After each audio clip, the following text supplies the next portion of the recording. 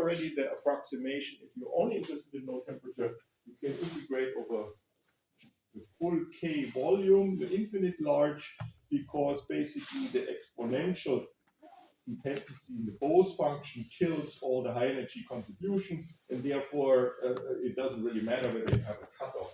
But since you want to address also the crossover to high temperatures, we need to take that into account, but the details of the Brion zone depends on the material, and so you basically say you have an idealistic isotropic material where you just replace the details by a sphere with some radius kd, and this radius is basically related to the connection, what's the volume of the material, how many particles are in there, and then there's a normalization constant, and that's basically the volume of the Brion zone, and that's and the volume in this approximation is given by a sphere.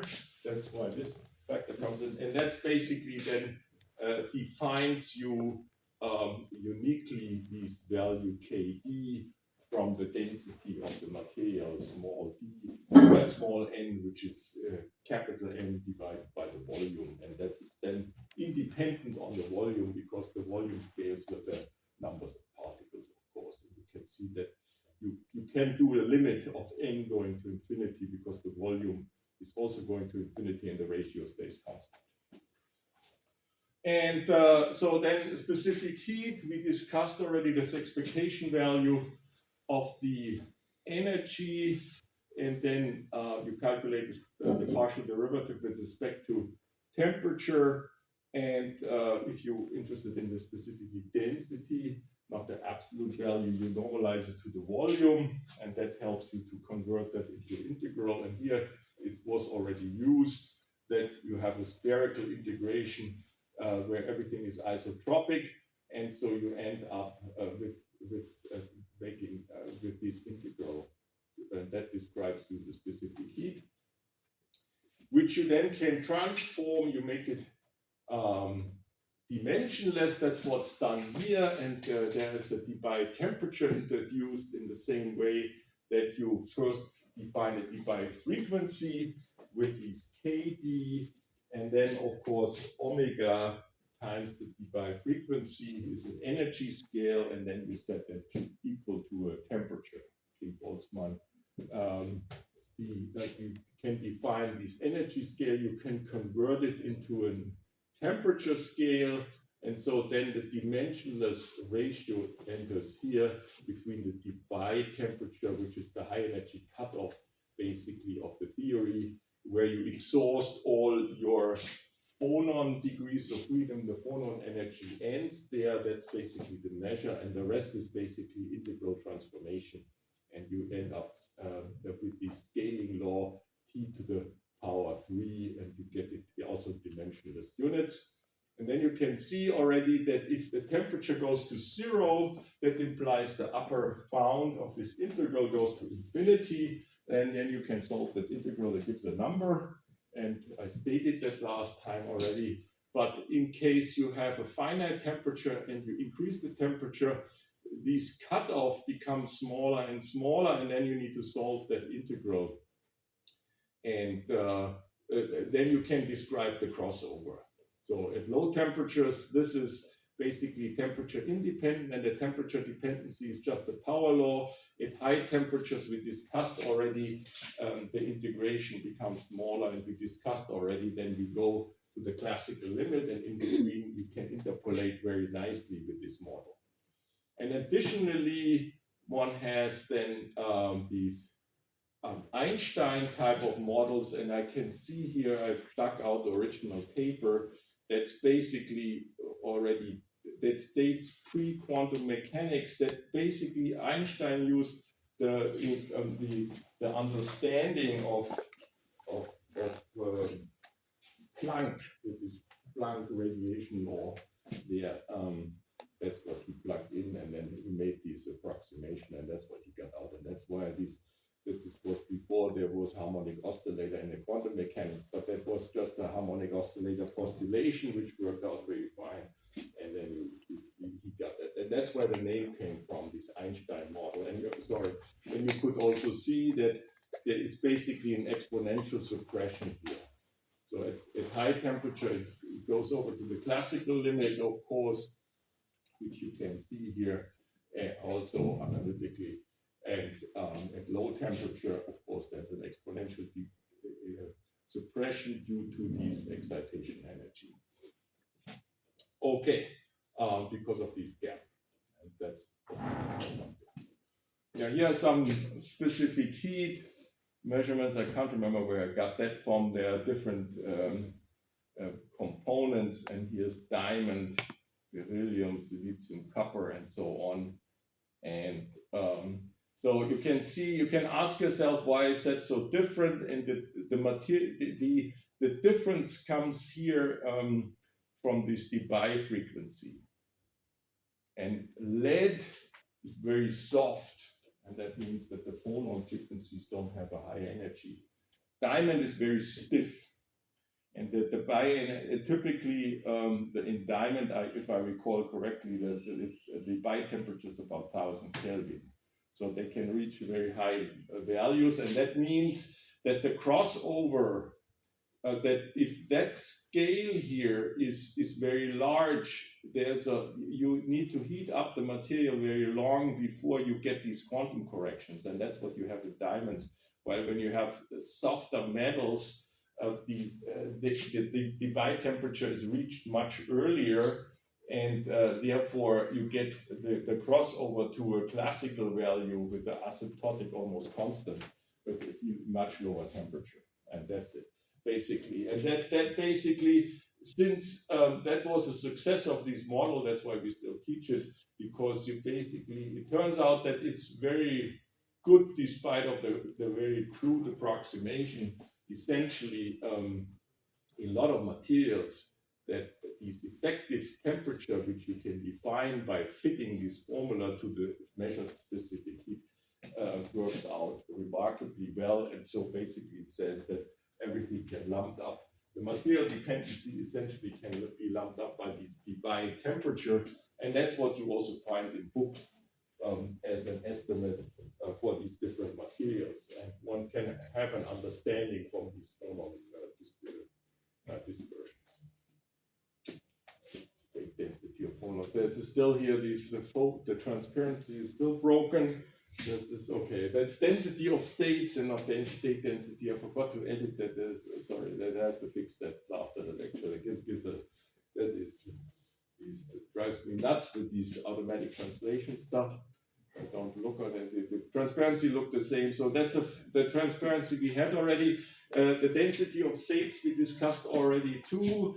That basically you can see we often have this kind of quantities. If you think about the Bose function, there's only the energy entering and not the K value explicitly, so the K is entering implicitly. If you take the expectation value of the energy, then you multiply the Bose function with the energy of the mode, and there's also an energy, and you sum over K, and you can see that once you transform that into integral, that this expression can be always written in such a way, because these quantity O you're interested in is only energy dependent, and so you lump all the K dependent stuff of the dispersion in the density of states, which is defined in such a way.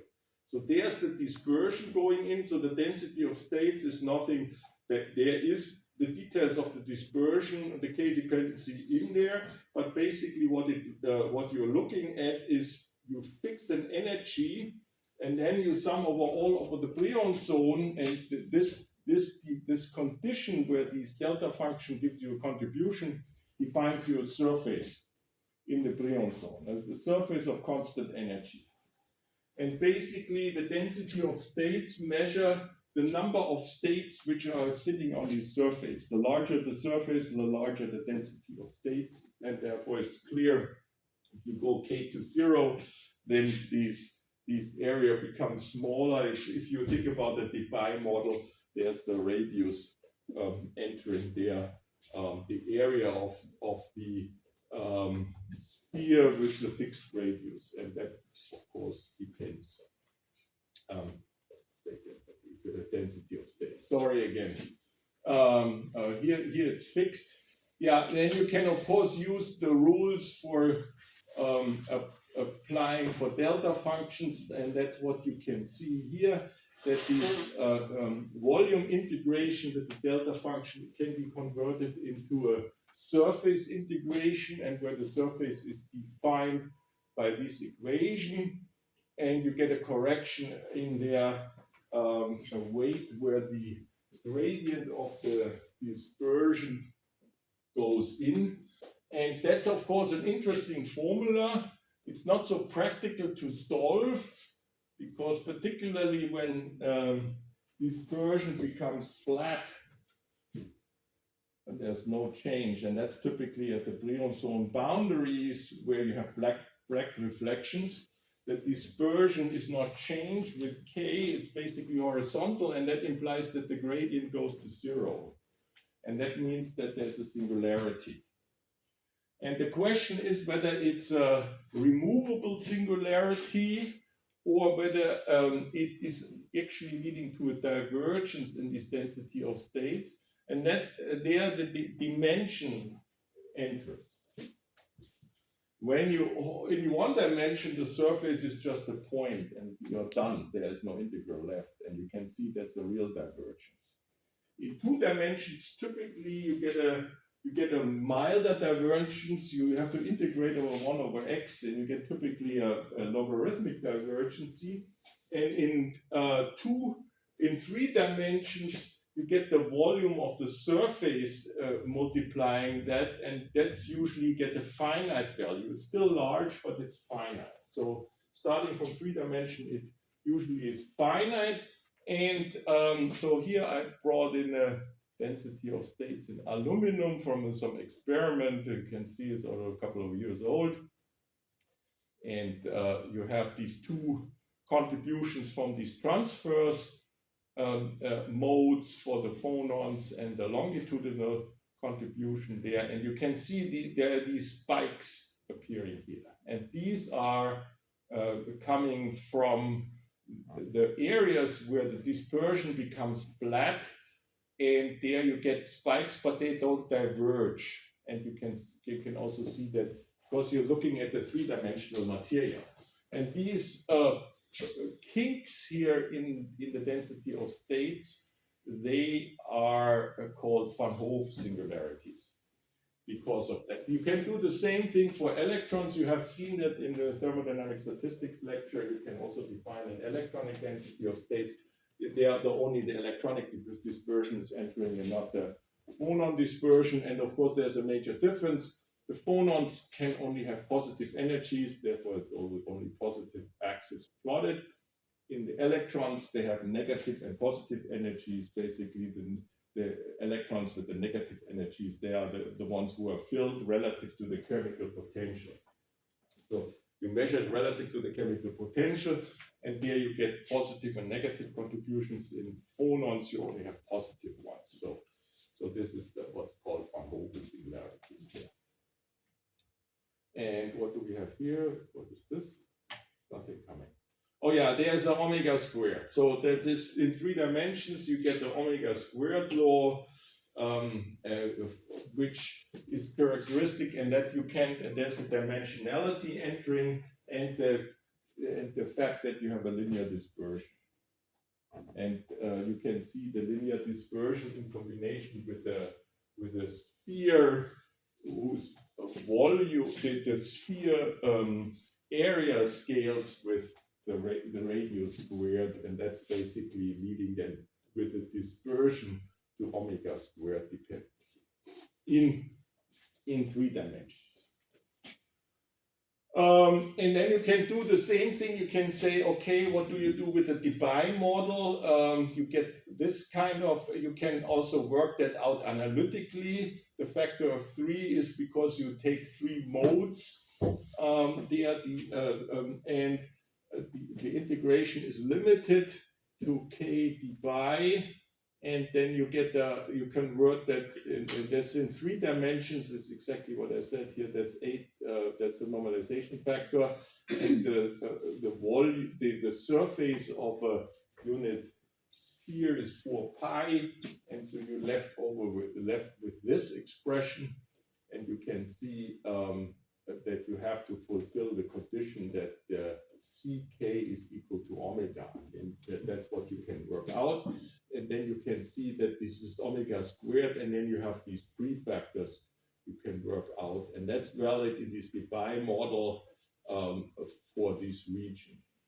And you can see that these Van Hove singularities are gone, and you are, that's not surprising because you stick in this low frequency limit, or the long wavelength limit here in this Debye model. So this is good for low frequencies. For high frequency, you get derivation, but often these generic density of states, they don't have Van Hove singularities because you have this linear dispersion forever in the whole thing. So that's the approximation. If the physics is dominated by low frequencies, then that's fine. If you are interested in details in high energy contributions, you need to take into account these Van Hove singularities. So it depends on what you want to expect and investigate on. Okay, so that's basically wrapping it up, what we started in the last lecture, and then completing these. And you can work out these arguments for arbitrary dimensions. You get a sphere of d dimensions, or volume in d dimensions, and then you can do the same line of argument with the rules of the delta function. You can work out that you get a power law similar to the d squared. That's basically, and we will going to use that later on. I will come back to that. But basically, I showed you only in 3 dimensions. It's straightforward to work out this density of states. 2 and 1 dimension is even simpler. You can do it for arbitrary dimensions. Okay. Now, we are asking a question with thermal expansion. So obviously, we have fluctuating nuclear positions and in this harmonic approximation. And the first thing is, what one can ask is, what's the pressure? And if you recall, then the pressure from thermodynamics is given by the change of the free energy when you change the volume of a material at fixed temperature. And then you can ask yourself what makes sense. Usually when you reduce the volume, the pressure is increasing and vice versa. And that's why it makes sense if you want a positive pressure to put a negative sign on. So that's why the minus comes about. Okay, so that's basically just the definition. And so now you can say, okay, what do we need? If there is the free energy, it's the expectation value of the energy, that's a Hamiltonian, that's U, and then you have minus T times the entropy. So that's, you can plug that in. And now we remember that this was the formula for the specific heat. So that's a derivative of the entropy with respect to temperature at constant volume times T, or alternative, you can also write it this way.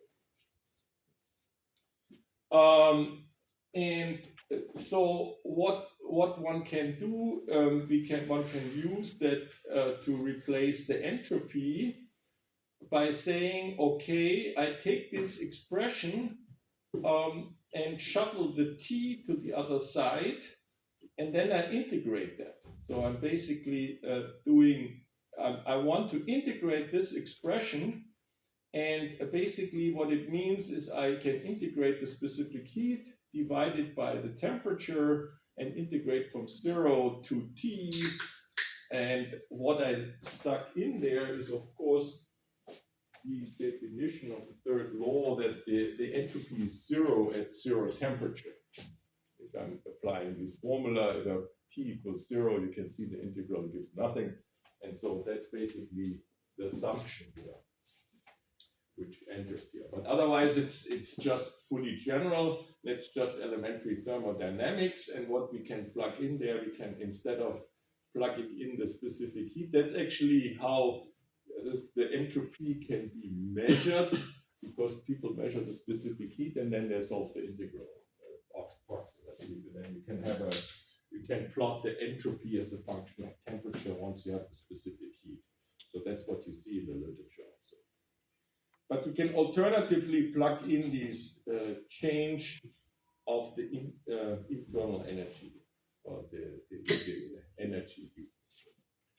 Okay, so what does it help? It basically, we substitute this expression, and what we have then, you can see why I wanted that. I wanted to eliminate the entropy. I want everything, basically, we saw already how to handle the U, we know how to differentiate stuff, and that's it. Okay, so what do we have now? This thermodynamic expression is this. So everything is in terms of the U. The second term is a little bit complicated, but okay. So you're not afraid of that. So then you can ask yourself, what are the contributions of the lattice vibrations in harmonic approximation?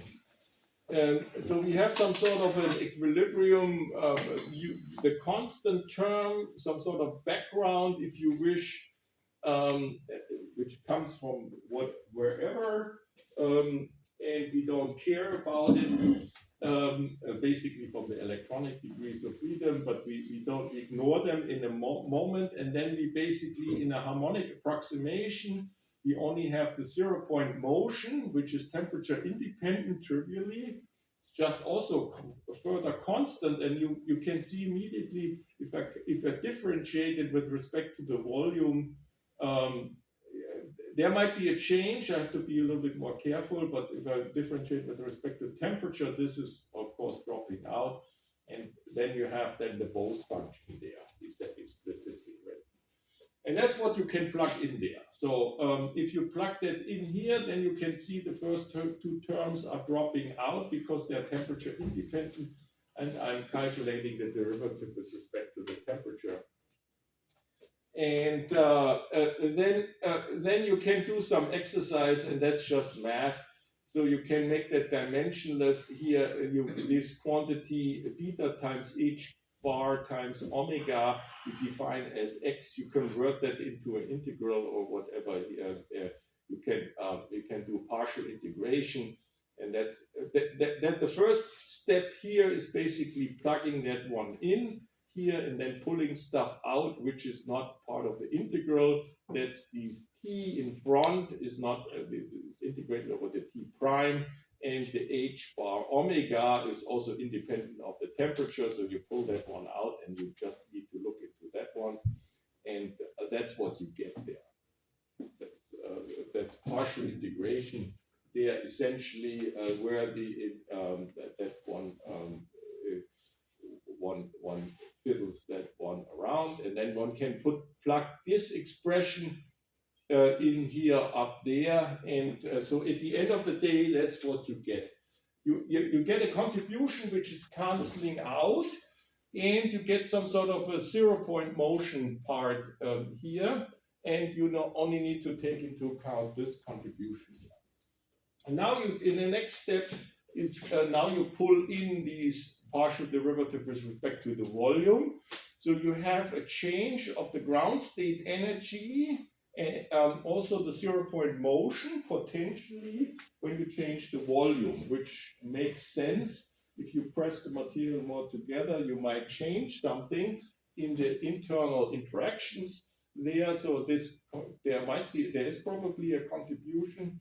And then you have a second contribution there, and if you put that back in all these expressions there, essentially what turns out is that if you work out the details, then of course the temperature is independent of the volume. That's kind of trivial. But what is most likely dependent on the volume is the dispersion, the omega, the lattice vibrations. They might be dependent on the, and that's the ground state energy is exactly this expression here again. There's some sort of an offset potentially, and then there's the 0-point motion contribution. And you can see there's again this kind of expression emerging there. And so the first term is from this pressure. The pressure is generated by the change of the ground state energy with respect to the volume. That's one contribution, which makes sense. So even the ground state at equals 0, the system has a finite pressure, and that's basically not surprising. One discusses that already in the thermodynamic statistics lecture. And the second term is the change of the Frohn frequency when you change the volume. Okay, and that's basically it. In both cases, there is also a frequency change with volume included next to the electronic contribution, and these are these two contributions. And now we can ask ourselves, if we do a harmonic approximation, so we have basically a constant offset in the potential, and then we have a quadratic expansion in the displacements. So that's the assumption here. Relative, so we do an expansion relative to the equilibrium positions. That's indicated by the 0 here. That's now written in real space, this expansion, and we can solve, we know that if you do a Fourier transformation that can be diagonalized, then you get these matrices and so on. We discussed about it, but that's a general structure here. There are these matrices, and these T, which is basically encoding in real space the excitation frequency, they depend on the equilibrium position, because that's the equilibrium ones which you do the Taylor expansion around. So they are fixed, so they are not dependent on the displacements of the nuclei. And higher order terms you ignore. That's basically the assumption. And then of course you can work out that, that basically what it means is that here that the frequencies are independent of the volume, and so and therefore this contribution is there is no contribution coming from the harmonic using the harmonic approximation. There's no contribution from the phonons, because the phonon frequencies are not changing.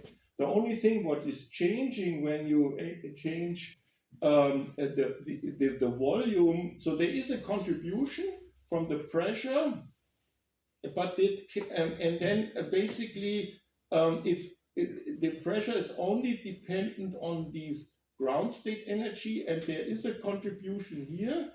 But the frequencies are independent, so this is dropping out, and you get only this pressure from the ground state, and that is temperature independent. It only depends on the volume, because the electronic degrees of freedom, they are changing when you do an infinitesimal change. But the major message is that the derivative of the pressure, the change of the pressure with respect to temperature is 0. And that, if you recall what the thermal expansion coefficient was, is you have some length scale which is changing. And so you can convert this length scale change in a volume change with temperature at constant pressure. And there is a gymnastics you can do with these rules that in case that this can be mapped onto the change of the pressure with respect to temperature at constant volume, and there's a proportionality factor with this bulk module B appearing here, which gives some sort of a material-dependent property. And so you can see if the pressure is changing with temperature with constant volume, then you have a thermal expansion coefficient. And so this is an exact thermodynamic relation, and we just have shown that in the harmonic approximation there is a pressure, but it's temperature independent because it comes only from the ground state. And therefore, because it's temperature independent, this partial derivative is zero, and therefore the thermal expansion coefficient is vanishing. And so and of course we know that materials have a thermal expansion coefficient, and that implies that this tells you the limit of this harmonic approximation. So basically the anharmonic parts play a role if you want to understand the temperature dependent expansion coefficient here. There. And so here's this rule. That's what's going in there. There are these three variables. That's basically if you have x, y, and z, you differentiate x with respect to y and keep c constant, and you do these cyclic permutation. Then you have a product of these guys. They are minus then, and that's what's done here. This differentiation with respect to temperature is replaced by a ratio between a different temperature and volume. The pressure on the volume, that's this bulk coefficient, that's this B. And to be more precise, it absorbs, because again of this, when you increase the volume, the pressure is shrinking, because you want a positive quantity, you absorb the minus sign. And that's in this mathematical identity with this product of these three cyclical partial derivatives gives you -1, which has nothing to do with physics, it's just math, the rules for partial differentiation. You can see that you can define a quantity here at fixed temperature. So that's something which is fixed temperature, which you absorb in here. And this is then the quantity we can see. And the main objective was to show that this quantity is vanishing in this harmonic approximation. So that's what we have. So for real materials, the main message is this harmonic approximation gives us a good feeling of what's going on, and you can understand some specific heat contributions, but the real material needs a little bit more. So you need to add some anharmonic contributions. And so the question is on what level you do it. So the starting point was this expression for the pressure. And so what do we want to do? So if you have an expression something like that as before, then you basically you want that in this expression for the pressure, you have a partial derivative with respect to the temperature entering in this one. And so the idea is now the following: to make a connection between the specific heat and this expansion coefficient to get some sort of a phenomenological parameterization, and then that tells you what to look for in more detail. The first thing is I'm throwing in again this formula for the specific heat density, which we've seen before. We normalize the specific heat with respect to the volume of the material. We have the partial derivative, which we are not shown, we don't solve explicitly, we keep that as it is. But basically what there is that each mode is contributing. Each phonon mode is contributing. That's what the statement is here. Each K point contributes something, and each branch lambda is contributing something. And the something is this whole lump.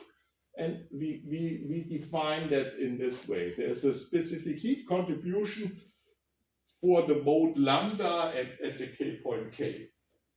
And this is the explicit formula here. Okay? So that's the wrong order here. So basically, there is a Grüneisen parameter which we introduced in a second. We define first a specific heat, and then we look. Then one can define the following quantity. You can see, if you recall from the previous slide, the change of the frequency with the volume, the partial change of the frequency with the volume. That is an interesting information. And then you can basically define a dimensionless quantity if you normalize that onto the volume and the frequency itself. And so you basically multiply these partial derivatives with the volume and divide by the frequency, and you can see that needs to be dimensionless. And what you can work out immediately, that is basically can written as a logarithmic derivative. So you take the logarithm of the frequency. Of course, you need to pay attention with the dimensions, but you can always add them then. And you differentiate with the logarithm with respect to the logarithm of the volume, and that's basically the combination. You define a new variable, logarithm of the volume. If you convert it into a volume, then it's v divided by a partial derivative of v. You can see that that's basically a shortcut of this expression, and the minus sign stays as it is. Okay, that is a Grüneisen parameter, probably called because the guy who invented that was called Grüneisen. And so now what we're going to do is we define an average. So this is this Grüneisen parameter, which somehow phenomenologically quantifies the change of the frequency with respect to the change of the volume, and we average them. So that gives you an average Grüneisen parameter. Okay, and we have some probability distribution P, and which we weight this factor, and that gives you one. And the only requirement is that if you sum over all these probabilities, it has to come out with 1. So that's the requirement. That just makes sense. It's a probability, and it makes an averaging. So if you can say all the modes are contributed equally, you have 1 over 3 in P, and then you basically average, you sum over these all Grüneisen parameter and divide it by the total modes. So that's one way. But of course, we want to do something more clever, or then we can leave it open and we can say we average over that, and the averaging can go with some distribution. And of course, we want to do, and you can imagine what that has to do here with the specific heat. We can define a clever measure for a weight function, so that this weight function fulfills this requirement. That's the only thing we know, and that basically makes sense as a defining of an average. And now we do the following selection, and you can see I take these individual mode and divide it by the specific heat, and that fulfills, of course, the criterion, because the 1 over specific heat, if I sum over all the modes, I get the specific heat, and if I divide it by the prefactor, I get 1. So this is some sort of a simple definition, and you can see why that's done, because I want to have a connection between the specific heat and these Grüneisen parameters, because they are the ones which are showing up in these kind of expansion coefficients. Okay, so if I plug that in this selection, then I get this kind of averaging procedure. So I have these Grüneisen parameter for each mode, and I multiply it with the specific heat contribution, and then I normalize it on the total specific heat. And that's how I define that integral Grüneisen parameter gamma. Okay. So now what is that? If I go back to the definitions, the first one is this gamma now explicitly written, and the second term is the contribution to the specific heat. That was this expression. Okay, so we now write that all explicitly, and now you can see, of course, the volume is dropping out there in this case. So this is the first contribution, and the other one is the second contribution, and then you can see again immediately that the volume is dropping out here, and somehow.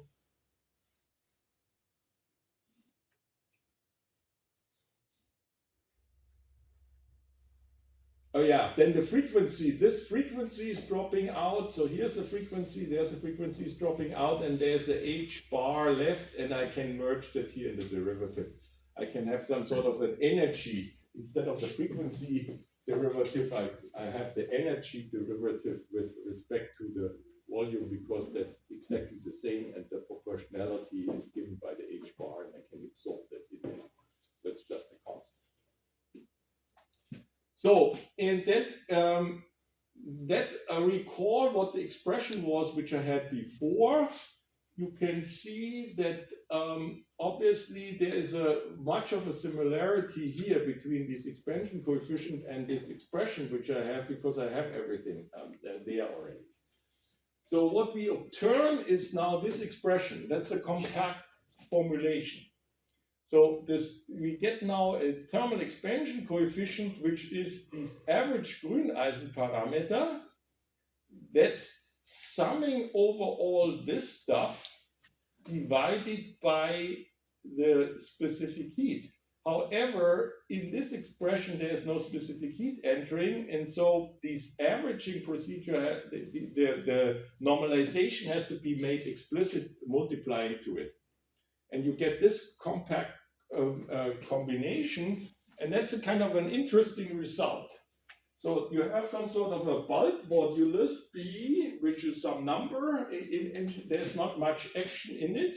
Then you have a specific heat, so obviously this expansion coefficient is proportional to specific heat, but there is an additional contribution coming from this average Grüneisen parameter. And if that average Grüneisen parameter is vanishing, the expansion coefficient is vanishing, even the specific heat is finite, okay? And so you basically, that's what the experimentalists came up with in this compact formulation, that you can parameterize these thermal expansion coefficient depends on this average Grüneisen parameter, on the specific heat and the bulk modulus. For example, if the Grüneisen parameter is a constant, there's a one-to-one correspondence. So the specific heat is changing, and therefore the thermal expansion coefficient follows the specific heat. If the Grüneisen parameter is 0, then there's nothing, and so on. And the bulk modulus, that's usually very weakly temperature dependent. So this is the major temperature dependent stuff is in the specific heat, but also the gamma coefficient has this change of the frequency.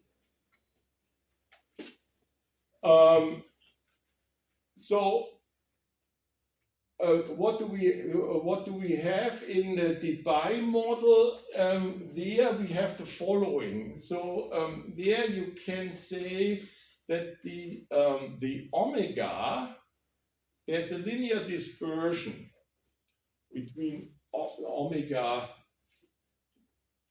and k, and basically in leading order, what you can think about, because of this linear dispersion, the slope can be changing. So the speed of sound can be changing when you change the volume. And the speed of sound basically means, because the KD is fixed, that's given by the density, the speed of sound defines the Debye frequency.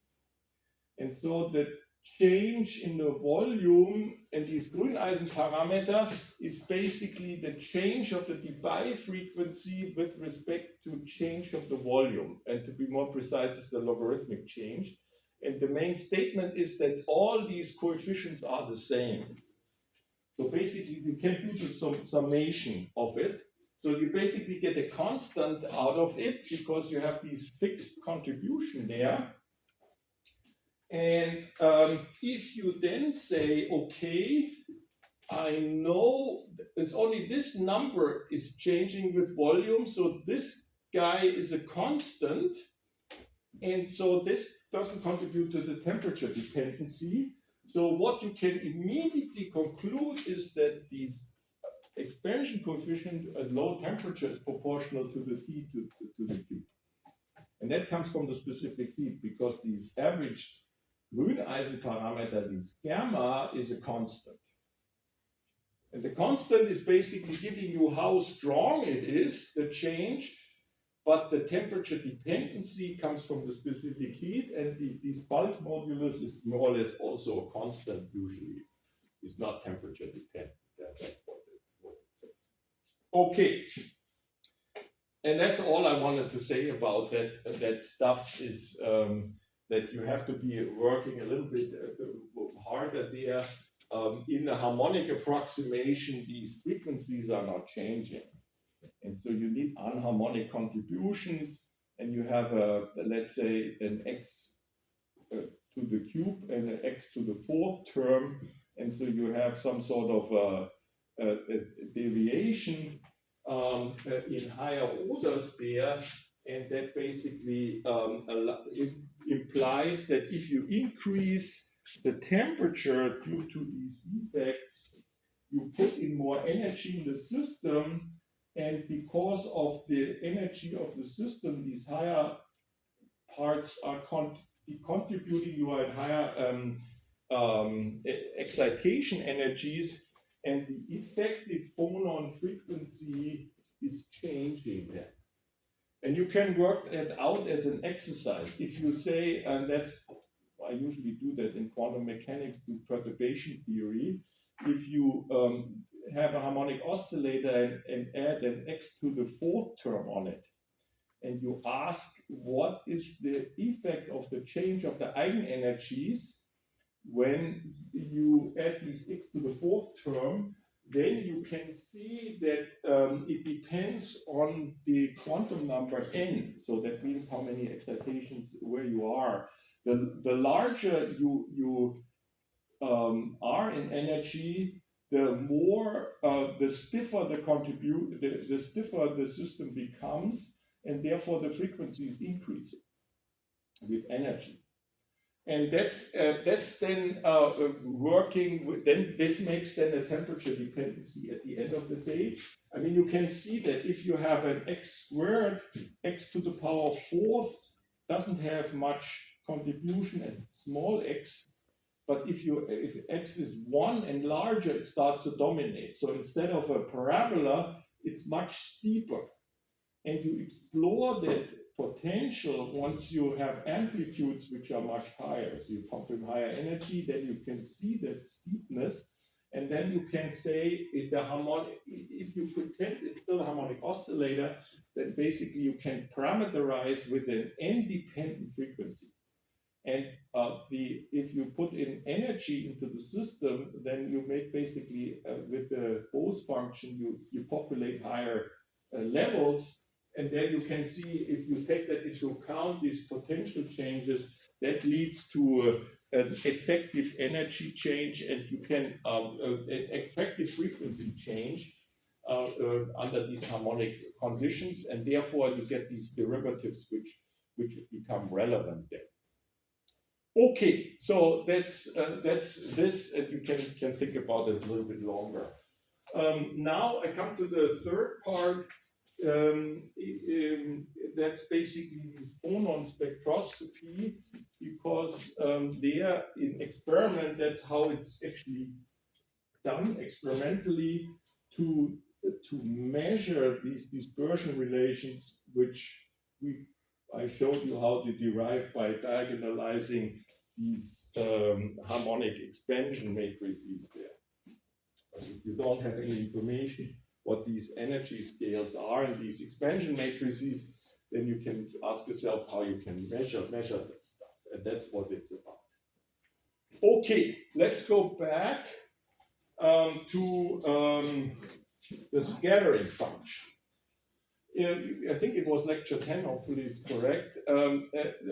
We discussed a simple periodic structure with X-ray and neutron scattering, and there is this Laue function occurring and the Bragg condition. And we saw that the Fourier transformation of the scattering potential, which is periodic, plays a crucial role and leads to these Bragg conditions there, and the magnitude is given by these Fourier transformations. That's what we have. And now the challenge is we need to change the theory in allowing the nuclei to fluctuate. And we don't do anything fancy, we just use the harmonic approximation. So what does it mean? That means the scattering potential is changing. Remember, that was the scattering potential before, and there was an R0 sitting there. Basically, everything is frozen and you have the equilibrium condition. So the atoms, the nuclei are frozen at the equilibrium position, and that's what we solved. So now what we need to do is that in this delta function, and there is, for each atom, there is some sort of a scattering amplitude, which we lump into these A. And where it's coming from, that depends on the scattering type, and we are not looking into details. It's just a number for us. That's good enough. So what do we need to do? We need to expand that around the equilibrium position. And the atom, of course, is the type of atom is in this contribution. Where does it sit? And this is the current atom position. So if the atom is changing its location, the scattering potential is changing. So that's the new stuff. And so what we're going to do is we know already how to write that. The position of the atom is given by the equilibrium position plus the displacement. And if you wish, you can write this equilibrium position by one of these displacement elements of the translational group in real space, and then you add the displacement here. Of course, if you do quantum mechanics, we know that this is a scalar. This is a number. This is just a vector, and this is a vector operator. So because it's given by the x displacement x operator and y instead of these quantum mechanical displacements. So there's now an operator entering here. And the operator enters in these delta functions. So you can see that it becomes a little bit more complicated, but that's the philosophy. The first is I want to clarify the philosophy here. And so remember what we did. We applied Fermi's golden rule, describing these scattering processes because we treat it quantum mechanically. There's an incoming wave and there's an outcoming wave, and basically in one approximation for what is not transmitted but it's scattered, there is a matrix element need to be calculated between the incoming and the outcoming wave and the scattering potential, these V there. Okay, that's what we stuck in there. Now there is something new to it. So because we are now saying the nuclear position are not fixed, they are fluctuating, and the way how to describe them quantum mechanically is we have a state which is defined by an eigenstate of the Hamiltonian. That's the incoming state, and we can classify the eigenstates of the Hamiltonian in this harmonic approximation by the occupation number. How many phonons are sitting in the mode k lambda? And so that's what that means here. So I have an incoming wave of some object that can be light or it can be a neutron with momentum k, and we have a set of infinite quantum numbers of which are numbered with ni, and of course the I is a shortcut notation for k and lambda. Okay. And so So we need to do the same thing as before. So what we need to calculate is the incoming and that is the initial configuration. And then we say this set we call the final configuration with all these quantum numbers. And of course, the object which is scattered has now a momentum k prime. And of course, this matrix element is given, and we need to calculate the integral, and we know already what we need to do. If we plug in plane waves here,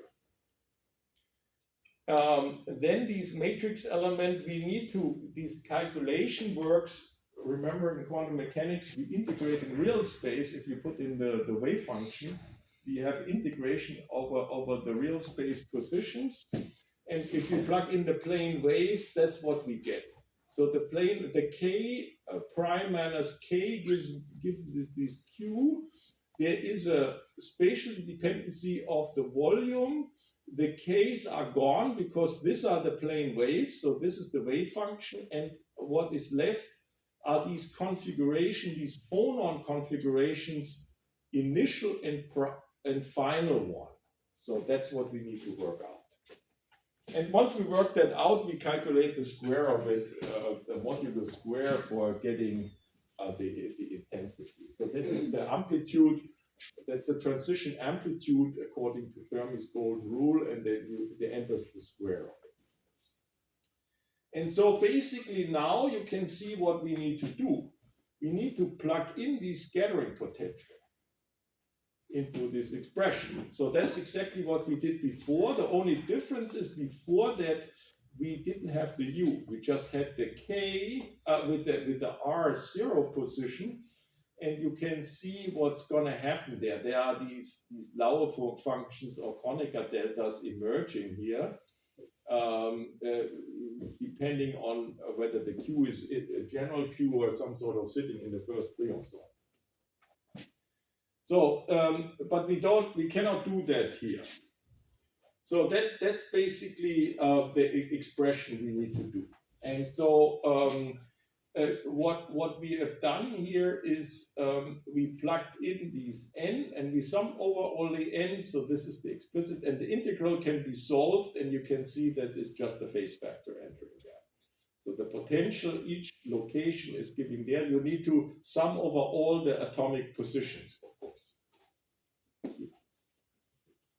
Okay, and you can see these matrix elements are not so trivial because, of course, there are these displacements entering here. So we know only this is an operator, and that needs to be expanded in the eigenmodes, but we are here still in real space.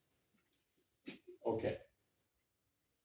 And of course, we have a momentum transfer here. The k prime is the k plus q is the k prime. That's basically the momentum transfer. And so we take into account the change of the phonon configuration. Okay. So far, so good. So this is the matrix elements for the Fermi's golden rule. So this is what we need to evaluate. But we are not done yet. What else do we know? We know we have, for neutron scattering, for example, we have an energy transfer in the neutron scattering. So we can define incoming energy and outgoing energy, and since they are all non-relativistic, they have some sort of free dispersion, and that defines the energy transfer. So that's something we can remember. And then, of course, what do we know about what's the initial phonon configuration? We don't know that. So that implies that we need to do an averaging over them. So we need to have a probability to find this initial configuration, and we know from quantum statistics what it is. That's the partition function of the total and everything, and the Boltzmann factor. And essentially, what it boils down is when you work that out, that works if you sum over the contribution, they will end up, you will get both functions at the end of the day. But in general, if you have a fixed configuration that has a fixed total energy, which is basically the 0-point motion energy plus the energy of h bar omega times n k lambda, and then you sum over all that. So that's the total energy. And if you sum over all the modes in all possible ways, you get the partition function. That's the shortcut in here. So we are not working out the details here because there's a partition function, not a partition sum here. Okay, and now there's something else to it. We need to understand that what we actually measure at the end of the day is the scattering cross-section. And that's what is derived in scattering theory, in quantum mechanics, and that's the total contribution we have here. We have the differential cross-section is given by the matrix element squared, and then what we're going to do is we have to average over the initial configuration, and then of course, since we don't have a clue and the initial configuration shows up with some probability which is given by thermodynamics. So in essence, there's the density operator encoded in here in the explicit form. And then of course, do we know what's going to happen? No, we don't know what the final state is. So all the final states are allowed. So since we don't have a clue, we sum over all final states. So that's the second sum here. And then we know that there is a potential energy transfer that's given by the initial and the final energy difference, and that's must be equal to omega. And that's what we have already. So in the previous slide, before that, we always had, because there was no internal structure, there was no energy transfer option. The initial and the final energy was the same, and omega was 0. That was, it's called elastic scattering. But now we have the option to create a phonon or absorb a phonon. So the neutron which comes out is faster or slower, depends on whether it absorbs a phonon energy or it creates a phonon. Then we have still energy conservation in the long time limit. So we have a delta function here, that's the energy conservation in there. So that's the total expression. So this is basically the average transition rate, which is the modulus squared of these matrix elements, which we looked at in the previous slide. And we sum over all initial configuration, a weight with the probability that the initial configuration occurs. And of course, we sum over all final probability for final configurations, because we don't detect anything. What we detect is just the scattered particle when it comes out. Okay, so that's what we need to calculate. So the first thing is what helps is to inspect the delta function, because that's ugly and we want to get rid of it in somehow. We will get it back in later, but the first thing is we do this kind of physicist representation of a delta function, which is not really, the mathematicians don't like that much, but it's rather successful in physics. So what we're going to replace, we replace this delta function with the expression where it originally comes from, because in the derivation there is a time integral originally occurring there. And that's what we plug in there. So we have a time integration, which we're going to pull in front, and we do everything time dependent. So what we're going to create is a time dependent kernel here, and do the time integration then later, and hopefully that we get something useful out of it. And so what we're going to do is now we have this matrix element here. What we can do is we can try to smuggle that in a clever way. what the trick is here is the following. So this is modulus squared. So you take one of the two contributions. The one is time independent, but the second guy, basically you can see the start guy here, because there's the initial configuration and the final configuration in opposite order here, and this is with the plus I coming in there. You smuggle this phase factor in here. And then you can say, oh, wait a minute, I know that in this is an eigenstate of the Hamiltonian in this harmonic approximation.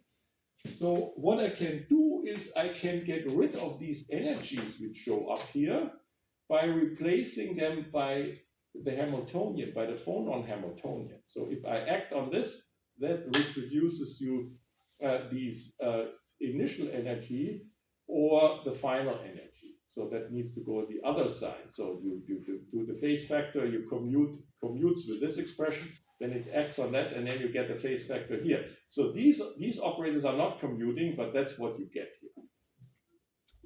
And now you can do the math, you can work out, you do a Taylor's expansion of this expression, and then you can see, you can absorb these time evolution of these exponential into the time evolution of these location operator. So that's the whole trick. So what you get is now a Heisenberg picture for these time evolution of these operator of the position of the nuclear that becomes time dependent. And you can see this part of the delta function is gone. So that's the whole trick here. Okay. So the nuclear become time dependent using the Heisenberg representation. Okay. So that's the ingredient. So that's where we are, and now we can tackle these decomposition in an equilibrium position, which is time independent by definition, and these displacement, and that becomes time dependent. So what you get here is that the time evolution with respect to the initial Hamiltonian without the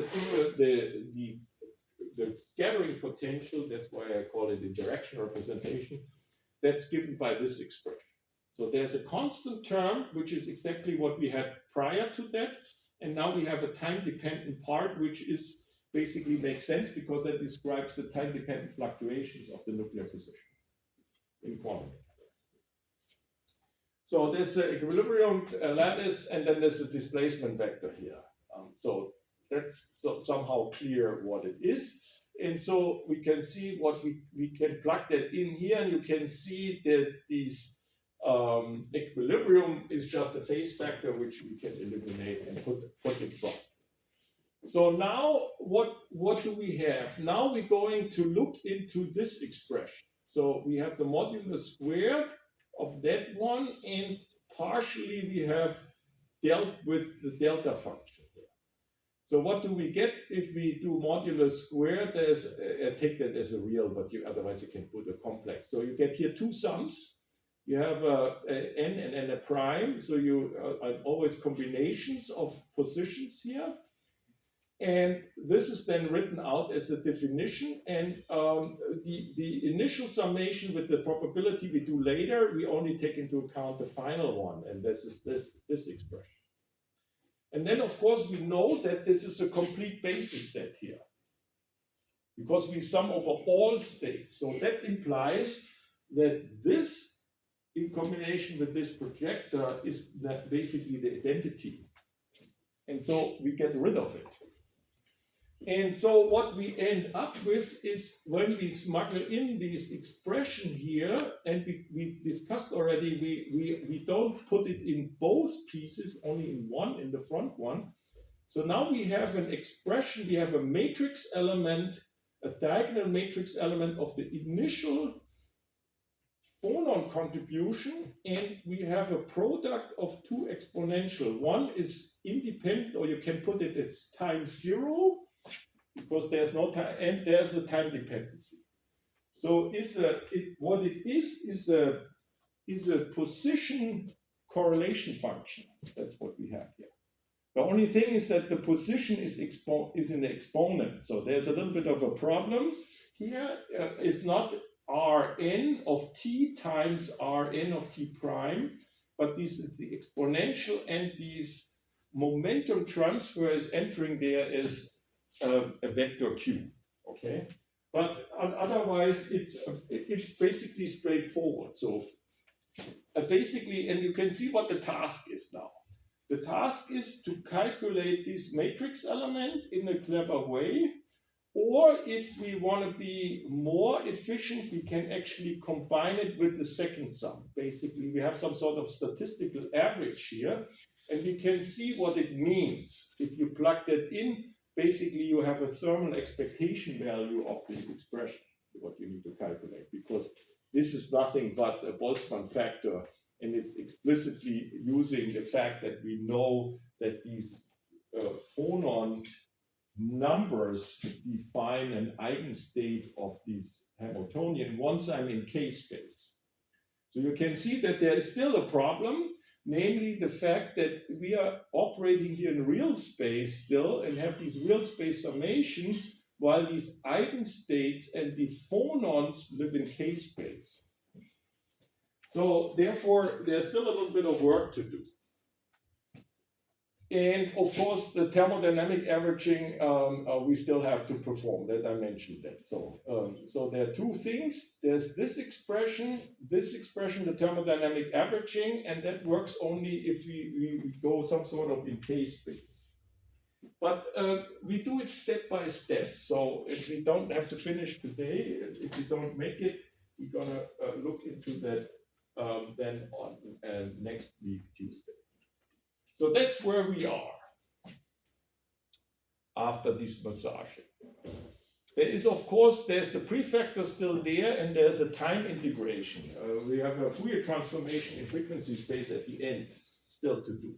So we are here in the real-time domain. And so this basically means there's a thermal average. If you think about what that means here, there's the thermal average. So that's what we need to calculate, this funky stuff. And so before we do anything, we just plug everything in there. And what we can do here is we can replace the Rn by the equilibrium positions, which are not affected by this thermal averaging, hence it's pulled out. And now the quantum mechanics is only in the displacements here. So this is the expression. And you can see now the following. This factor you can pull out completely, and then you lump in everything else. The Fourier transformation and this correlation function, you lump into a function which you call f.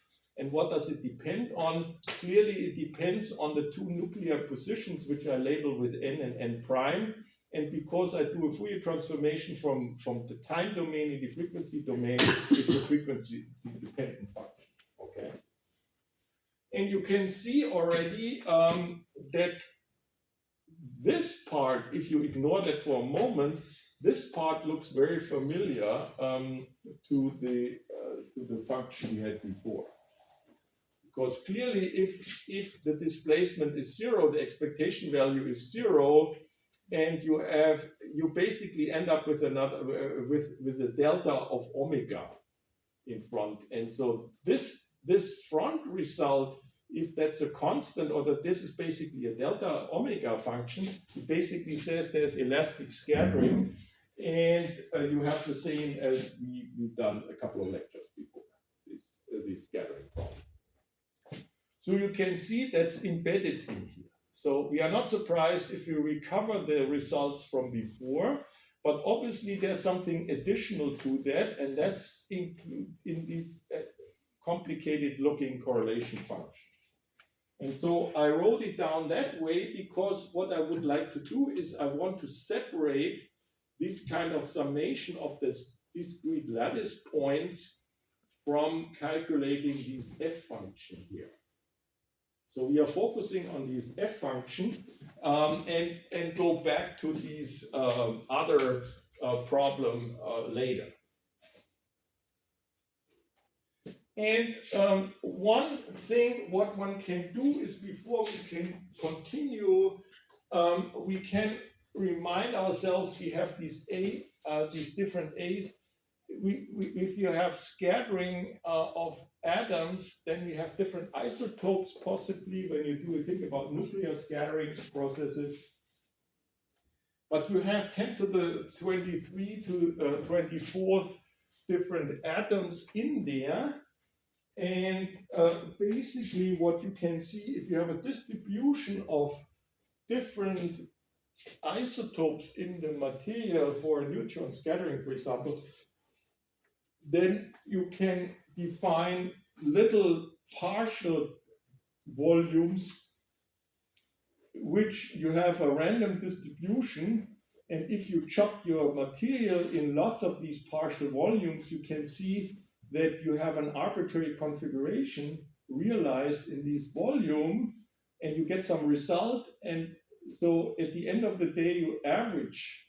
This system is self-averaging because of the large dimensions. That's what one can do, self-averaging. Basically, different subsystems behave like different isotope configurations. And what you can do then is you can ask, if you do an averaging in these subcells of these coefficients from different, they have different isotopes at different lattice positions, but you are interested in a generic stuff. So basically what you are saying is, okay, in case the lattice positions are different, then I replace these averaging here by the averaging of individual positions. And so I have basically the same quantity here. And that of course I have to exclude when n equals n prime. But if the n equals n prime, then of course I average over the square of these prefactors of these volumes. So essentially I can combine it. If I say I'm just looking at the one atom subsystem, I can do that a little bit better, but that doesn't give any more information. We are happy that we are on this level. So basically you can see you square the average generically, and then for equal positions you have the square, the average of the square minus the square of the average, which is basically the fluctuations. Here, this the variance square. Here in this case. So you have two contributions, one generic one and one specific one when you have the state positions. Yeah. And that's for a single atom material with different isotopes. If you have multi-bases, then you need to work a little bit harder, but basically it's the same thing. And you get to just a complicated formula. And now when you plug that in here, these kind of averaging, these different atoms, even though they are from the same type, but they have different isotopes, then you can have two contributions. One is the generic one, where you can pull out the square of these amplitudes up front, and you have this factor with the phase factor, and then you have a special contribution on top of it, where the n equals n prime, and there you sum over only one lattice configuration. So you can see you sum over individual lattice contributions.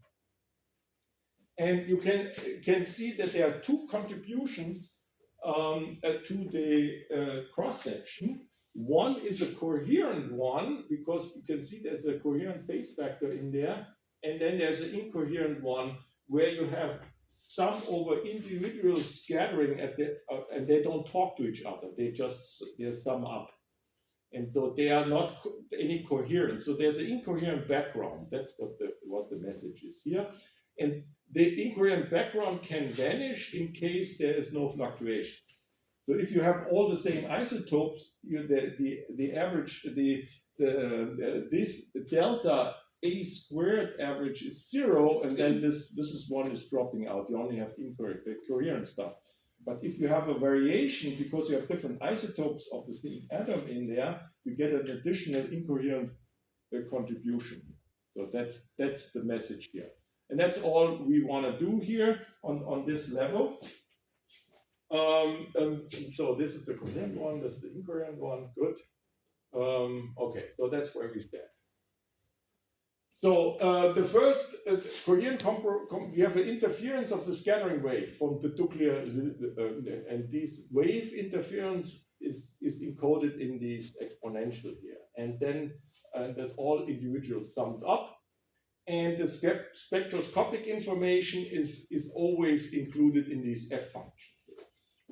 So that's what we have, and I'm already done here. So I basically, oh yeah, that's basically. Let's see what do I have any?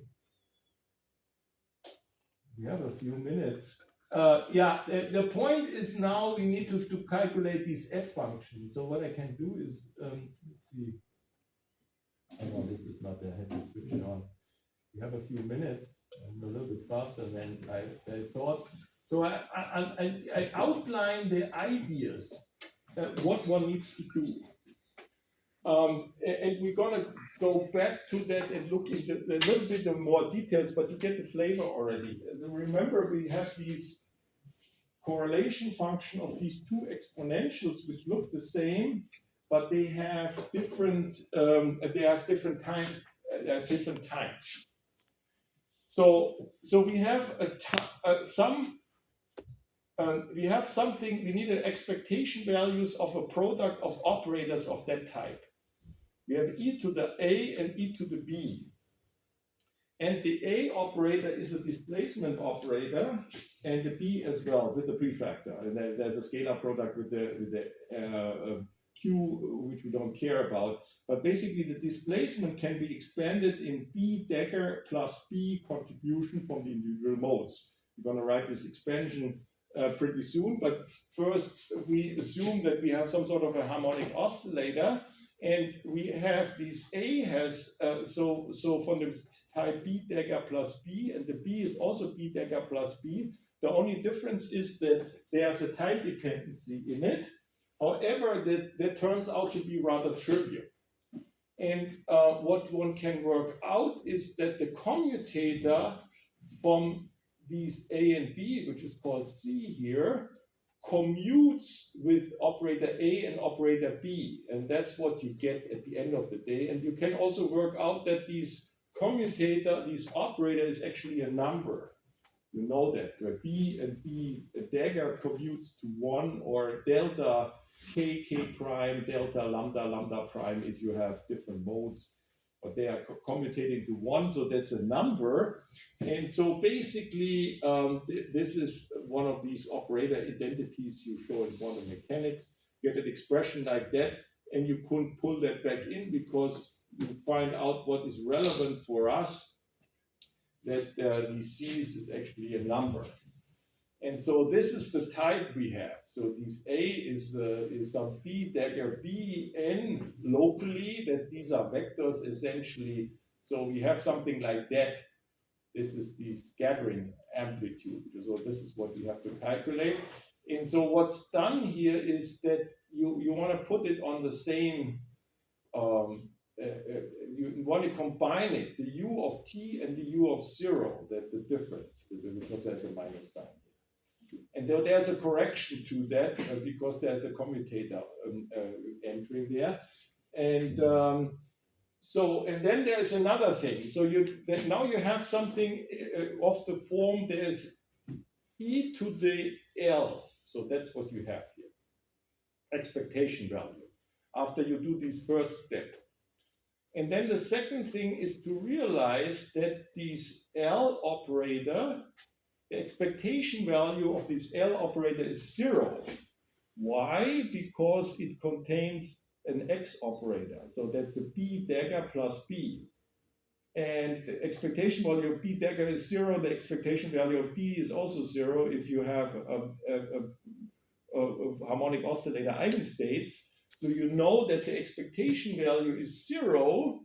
And then you can basically do a Taylor expansion of this operator, and you can see that when 1 is 0, that the odd numbers in the Taylor expansion is also 0. And then you can work out what's the difference, and what it turns out that you can do that's straightforward. You can shoot, and then what is entering there, you have a harmonic oscillator, some energy B dagger B from the structure, and that you can do that for one oscillator, and then because they're all independent, you can do that for any oscillator. What you can prove is that the expectation value of that type is nothing but a half of L squared expectation value, and then put it in exponent. And then you can see that's very nice, because we need to calculate this expectation value. And so the main message is that this statement here, in 2, there is no 2 here, it can be extended to many bosons. So if you have to show it with 1, because they are all commuting, and this expression is true for any bosons, then you get a sum over all the bosons here.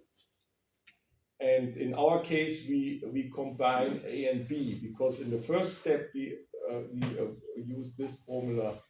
And so that's the roadmap, how to massage this expression in order to calculate these correlation functions. And once we have that, then we can then we have a time-dependent property, and then we can do a Fourier transformation back. But that's we're gonna talk about in more detail how that's done and what's coming out then next week on Tuesday. Okay, thanks.